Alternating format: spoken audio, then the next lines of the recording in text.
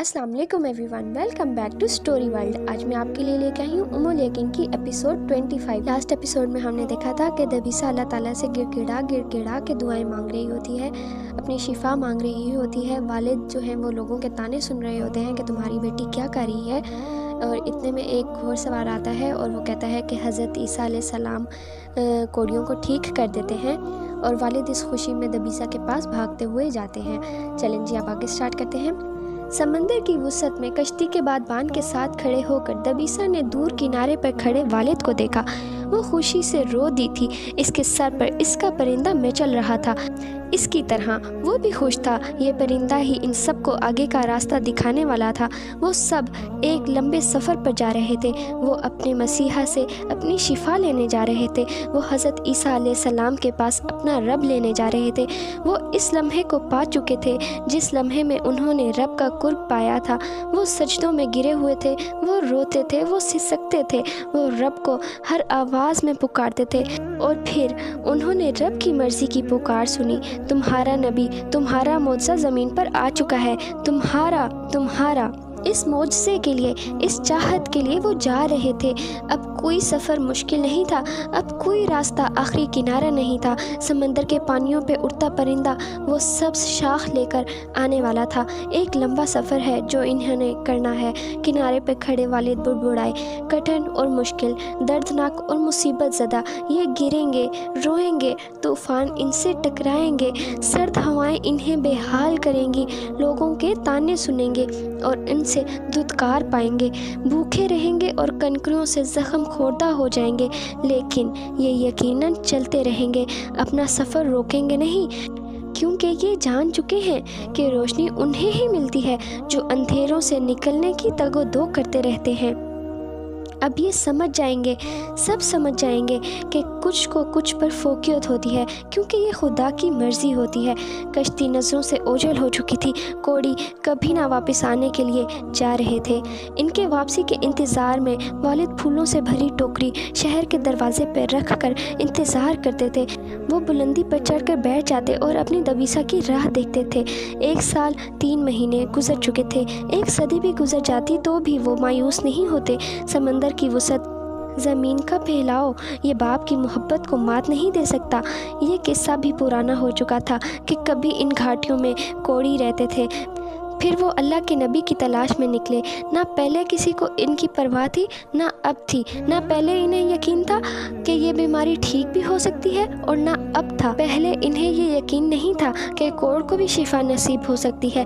پھر مسیحا آیا تو انہوں نے اس پر شک کیا۔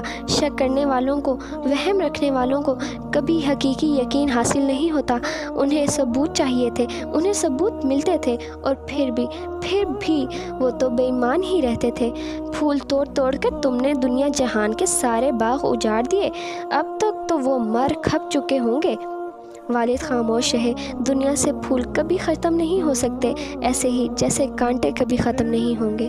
دبیسہ کی دعا، خدا کی دعا، دبیسہ کا یقین، خدا کا یقین۔ وہ جو کچھ دے سکتی تھی وہ دے کر وہ ہاسپٹل کی زیر تعمیر عمارت دیکھنے کے لیے کانگو آئی تھی۔ اسے ٹریول کی اجازت نہیں ملی تھی، لیکن وہ کسی نہ کسی طرح سے ڈاکٹرز کو بہلا کر آ گئی۔ ماما، پاپا اور اس کے سب فرینڈز اس کے ساتھ تھے۔ اسکول کے بچوں اور بیمار بچوں نے انہیں خوش آمدید کہا تھا۔ وہ پوری زندگی میں کبھی اتنی خوش نہیں ہوئی تھی جتنی وہ وہاں جا کر، بچوں سے مل کر، ان کی مسکراہٹیں دیکھ کر ہوئی تھی۔ عمارتیں، ہاسپٹل، فلاحی ادارے تو بنتے ہی رہتے ہیں، انسان بس ذریعہ ہوتا ہے، اصل کام تو آسمان سے ہوتا ہے۔ لیکن انسانیت کی عمارت، یہ انسان کو خود تعمیر کرنی پڑتی ہے، تبھی اس کا درجہ اور رتبہ بلند ہوتا ہے۔ وہ سکون کی اس بلندی پر تھی کہ خود بھی اندازہ نہیں لگا سکتی تھی۔ وہ بیداری کے اس لمحے میں تھی جس میں وہ ہزاروں سال جی سکتی تھی۔ اس کا دل رحم سے روشناس ہو چکا تھا۔ وہ جان چکی تھی کہ جب انسان درگزر کرنے لگے، دوسروں سے بغیر کسی وجہ کے محبت کرنے لگے، لوگوں کو معاف کرنا اور ان کے لیے خیر کے جذبات رکھنے لگے، تو اس کا مطلب اللہ نے اسے حقیقی رحم کا ایک قطرہ عنایت کر دیا ہے۔ وہ جان گئی کہ خیر وہ سکون ہے جو انسان کو تقسیم کر کے ملتا ہے، خیر تقسیم کر کے۔ ہاسپٹل میں ہی اس نے بچوں کے ساتھ کیک کاٹا، اپنی بھدی آواز میں گانے گا کر سنائے اور بیکار کے ڈرامے پیش کیے۔ بچے ہنستے رہے، وہ بھی ہنستے رہے۔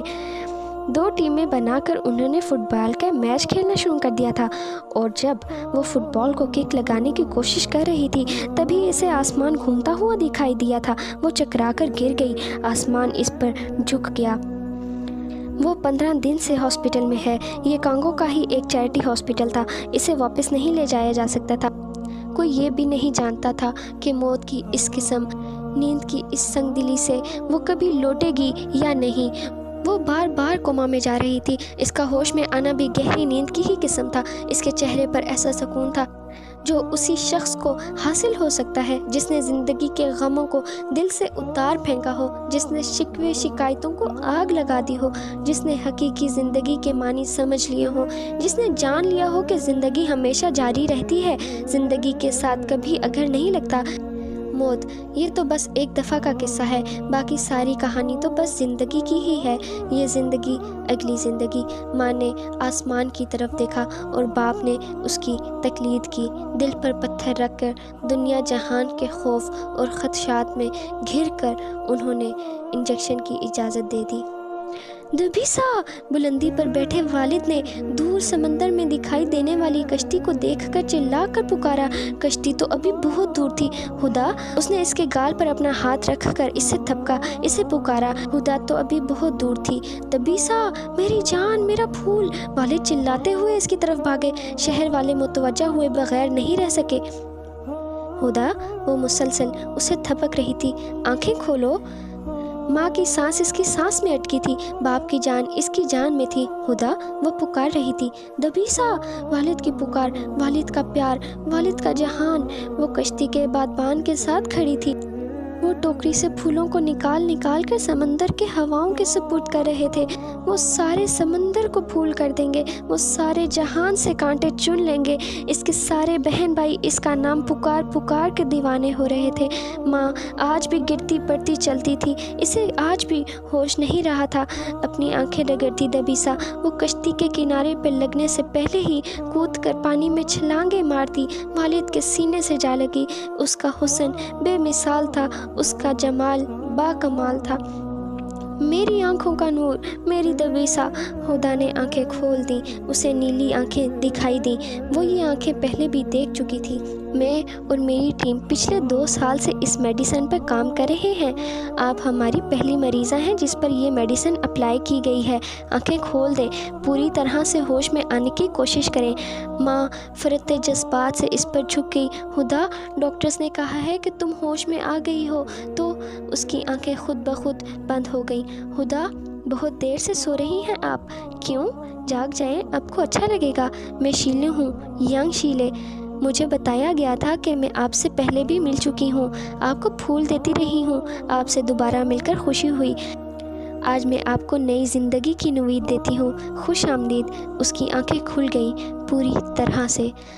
سامنے کھڑا اس کا فرشتہ مسکرا رہا تھا، دور اوپر اس کا پرندہ خوشی سے مچل رہا تھا۔ دبیسا نے سر اٹھا کر آسمان کو دیکھا۔ خدا نے کھڑکی سے جھانکتے آسمان کو اپنے قریب پایا۔ جو زمین سے نہیں ہوتا وہ آسمان سے ہوتا ہے، یقین رکھیں ضرور ہوتا ہے۔